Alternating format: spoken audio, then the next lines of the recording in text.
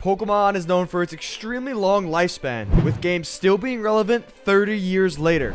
But what about the ones that have been abandoned? Are they still worth playing, and why were they deserted? Today, I'll be answering those questions by exploring each of these 5 versions of Pokemon that have been abandoned by their developers. And the first one up is by far the most infamous out of all of them, Pokémon Uranium. And to see if any of these games should get revived, I'll be ranking it on a score out of 10 based off its creativity, enjoyability, and storyline, which is one thing that Pokémon Uranium does incredibly well. It starts unlike any other Pokemon game ever made, with death.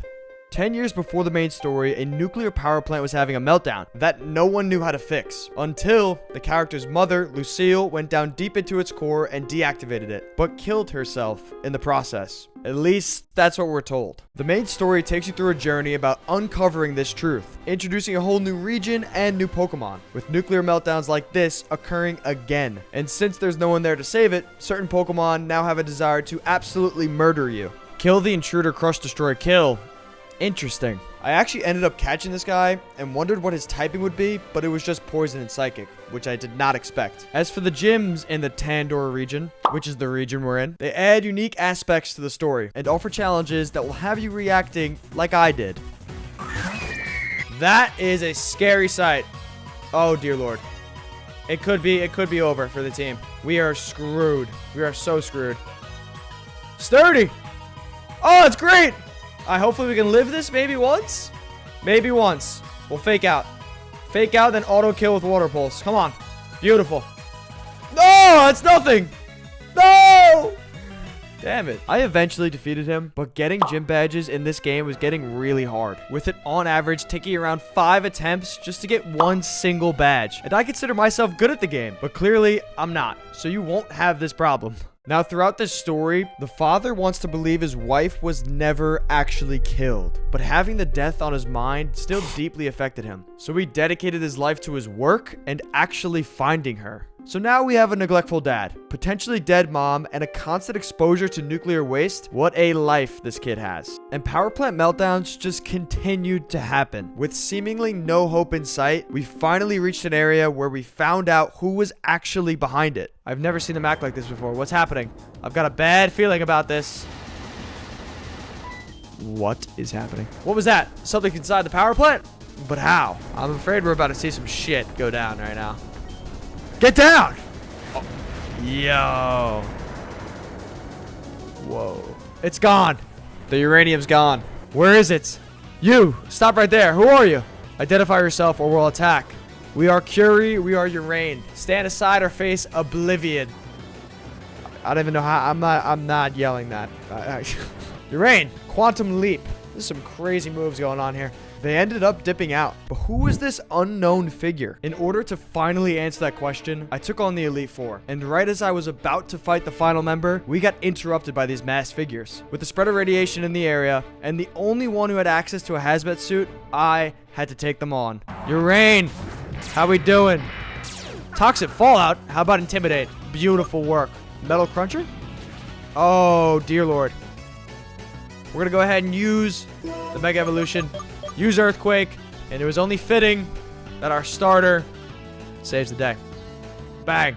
With the ultimate plot twist occurring at the end, the dad was right. But obviously it wasn't what he had hoped, as the person who corrupted all Pokemon to kill every human was revealed to be his wife the entire time. But this begs the question, with the game playing out this good, how the hell can someone abandon it? Well, in August of 2016, Pokemon Uranium had reached 1.5 million downloads. But a game like this typically only gets 1,000 to 100,000 in total. Because of this, Nintendo threatened to take legal action against many of these games, but not for the developers at Pokemon Uranium. To avoid any sort of threats, they voluntarily took the game down.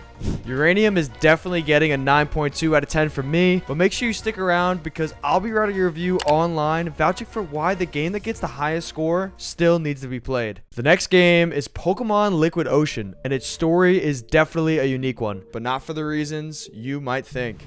After winning ROM Hack of the Year in 2006 and being praised by nearly everyone at the time, it was completely abandoned by the developer. How could this happen? You quickly find out as you dive into the story. It starts as you would think, with picking your starter. Mareep's my starter, bro? Are you serious? I kind of like an electric type. Screw it. For 2006, it looks great. There's a new region with different towns. It's also probably the first ever game to introduce a blonde hair main character, which is a small aspect, but remember, this is 2006. So this is a big deal in the ROM hacking world. However, it's in the lack of depth where this game unfortunately falls short. You got the same old villains with the old take over the world type of plot, which is just not gonna do it for me. When you compare it to a game like Pokemon Uranium that has the main villain turn out to be the character's own mom, you recognize that there's most definitely levels to this. But what happened in November of 2007 was the most interesting part to this whole story. A year after abandoning the game to a series of glitches, which I could definitely attest to. What do you want, kid? We have what we want now. I don't think you could take on both of us. He remade the game with a totally new look, removing the blonde hair guy entirely, and then deserted it once again just 2 years later, never to be finished again. So Liquid Ocean is getting a 4.7 out of 10, which means it is eliminated.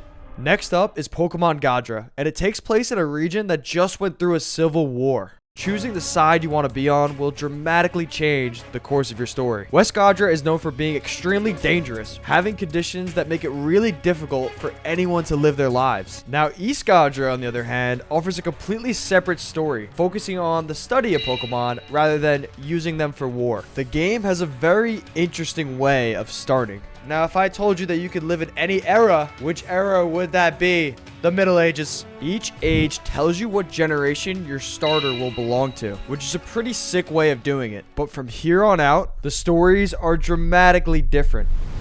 While I'm exploring West Godra, I am battling gym leaders, enlisting in the military, and trying to become a CEO for a potential corrupt company, all leading to completely different career paths, which actually reveals what I believe is the hidden story behind Pokemon Godra that makes it stand out from every other game. In traditional Pokemon, you really only use money to buy items to help you win, like potions or full heals, where in this game, its value is damn near what it is in real life. I eventually want to be a CEO, right? Well, first, they pay me to do things that will benefit the company, like find out who's stealing their equipment. Once I got paid, I bought a house. You now own Ameth Cape. Interact with the sign to decorate your home. I like a teleporter. 9K for a teleporter? Oh, dear Lord. But what if I told you that the villain in this story is the embodiment of a threat in many of our actual lives? Let me explain. The War Party. They become relevant a few months after the original Civil War. They seek power and control over everyone that has influence in the region and believe they should go back to a state of all-out war, resembling the real-life concerns that people have with the military-industrial complex, which sounds, well, complex, but it's just the relationship between a nation's military, the industry that supplies the military its weapons, and the government. People believe that with the wrong people in power, like the War Party in this game, that it can potentially lead to bad relations with other nations, which is exactly what's happening here. East and West Godra couldn't come together because of this War Party issue, so I sought to find its leader and destroy the War Party's existence to make this region a single nation once again. But when I finally found their hideout, something interesting happened. I met with the leader and was given a Master Ball to capture Groudon, one of the legendary Pokemon they could use to control the entire region. And after I obviously had to do that, time goes by. And the ending of this story is not what you would expect. The War Party eventually made an extremely bold move by raiding the Elite Four and gathering even more information about the region's best Pokemon. And it was surprisingly very successful.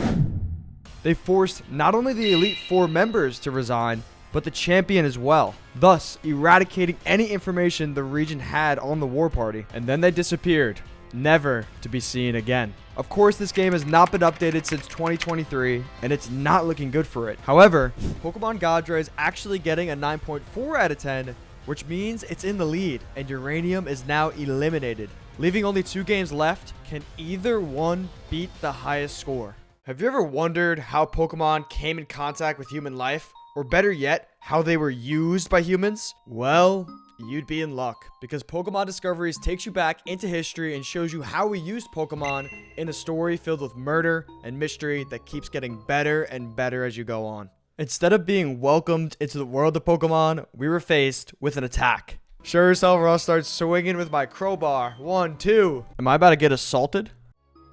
Thankfully, it was just a dream, but danger was definitely not far away. I began exploring the boat I was on. Am I on the freaking Titanic? We got statues of Dragonites going on. We got a little bit of hieroglyphics on the table. We got Norman. Have you been in this museum before? Here, take a look. This is an ancient creature known as a Pokemon. Oh boy, yes I have. But then the ship appeared to start having some issues. It looked like someone was attacking it, so I took a look outside. What is good? What is happening here? Got a lot of holes in the ship. A lot of things going down right now. Lightning is striking. What is going on? I'm dodging it. Look at me go. How many casualties so far? Well, in the enlisted BEQ and Game Center section, as well as the SS Eclipse Ship's History exhibit, that is a mouthful. Today, sailor. Over 400. Dear God. You know, we got, what? Is that Latios? We're going down? We ended up on an island with dead bodies scattered throughout. We got a dead body here. Oh, no, it doesn't seem dead. What are you doing? Just posting up? Good, good. You're doing great. That definitely spells help. And as I continued to explore, I got caught by 2 unknown figures. Oh, boy. You know what the boss said. No survivors. So how are we going to do this? I'm about to get killed in a Pokemon game. Well, we could feed them to our Pokemon. Holy shit. Oh, God, no. That's a horrible way to do this. But as soon as I was about to get murdered by them, I was mysteriously saved and sent to a different dimension. Where the hell am I, dude? Bro, this is straight out of Platinum, right? Alright, so let's go ahead and jump into the... Yeah, this is definitely going into the review later. What's up, homie? Is this a ghost? Stop. Please don't leave again. What is this place? Who are you? Nothing. You are new to our island. You will need a strong companion. Here, you will choose one of these fine choices. You have a destiny to fulfill, albino. Okay, yep. This is sick. Okay, who do we go with here? This is a big decision. I feel like Umbreon would be... Umbreon's sick. We're going Umbreon. After I got my starter, we went back to the regular world, and I was faced with the question I never thought I would see in a Pokemon game. Bro, these guys are just harassing people. This is a level of will low event. Each low event will be clearly labeled with a low stamp. In a few seconds, you'll be given 2 choices. You can either save the villager and earn 1 low point, or you can choose to let the grunt steal the food and kill the villager. Choose wisely as the story alters to what choices you make. Interesting. Oh, save? Should I save him and then kill the next guy? I kind of want to see what happens if I do nothing. You don't think.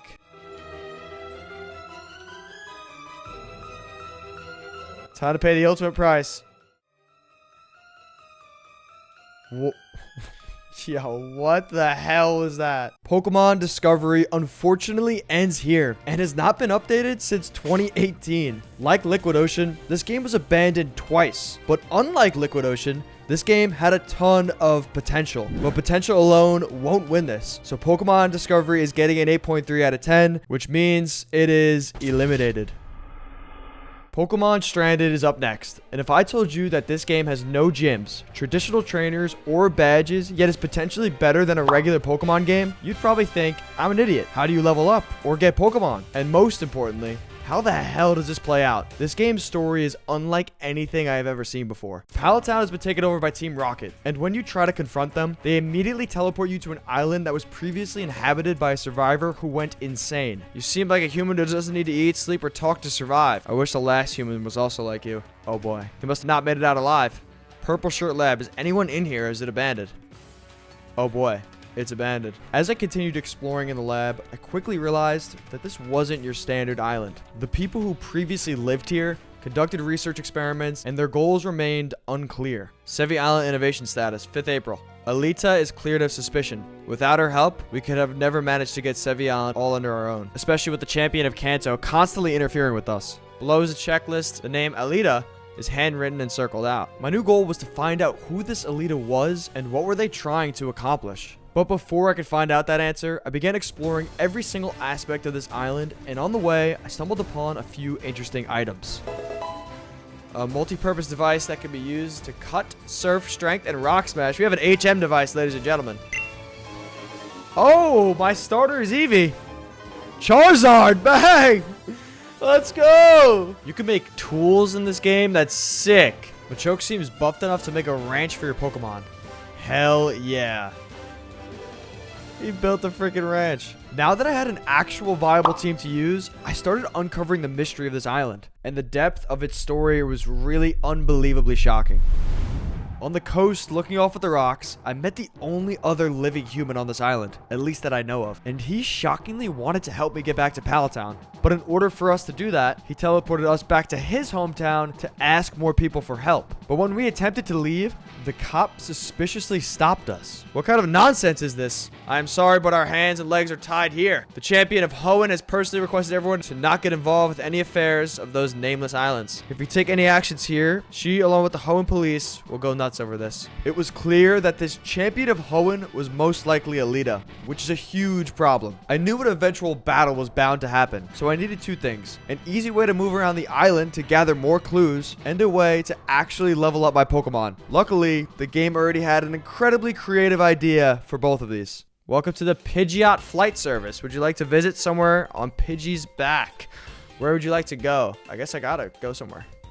Whoa, I have never been here. I have never been here. Underwater, there was a Psyduck village where there was a market and a suspicious looking tent set up. However, you could go in one of these tents and play a game that gives you rare candies, so I absolutely farmed these. I shall now check how many points you have accumulated. You needed 8 points and you have obtained 22. Here's your prize. 8 rare candies. Huge. I eventually found a rare flower which weirdly told me to bring it to the temple. So I did exactly that. And this is where the story took a dramatic turn. I see you have a Hermes flower with you. Why don't you offer it to Dialga in the northwestern section? Oh, here he is. This is a statue made in the shape of Dialga, the deity of time. Would you like to offer? Oh, 100%. You are being teleported to 5 years in the past. Here we go. Dang it. Lance keeps beating the crap out of us again and again. I'm sick of continuously running away from him all the time. Alita. This was the one in the lab. And that is why I keep telling you to let me do all the battles for the team. Vidar, with all due respect, the champion of Hoenn. Oh, she's the champion of Hoenn. Okay. Where even are we? No idea. Oh, this is the beginning of the island. Interesting. This place is perhaps not a known part of civilization at all. This trash has been eavesdropping on us for a while now. Someone needs to teach this twerp a lesson. Oh, dear Lord, I'm screwed. Oh, dear Lord, this is a 2-on-1. Shedinja and Empoleon. I'm absolutely screwed. Oh, we're saving the Shedinja for later. Oh, don't die. No! Okay, we are going to kill the Empoleon. Hopefully live from Shedinja. Please live. Please live. Please live.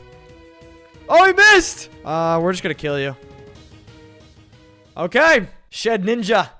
See ya. They proceed to tell me about their plan to use the island to develop their own form of mega evolution. So when I got teleported back, I immediately went to go investigate the laboratory and found something extremely interesting. I saw 2 characters that I've never seen before. One of them was named Brendan, who claimed to be a time traveler and has seen me die in 7 different ways, 25 separate times. And then after recognizing me, he proceeds to kidnap me and brings me to Alita. And that's where the developer unfortunately left the game. But is this enough to beat out every other game?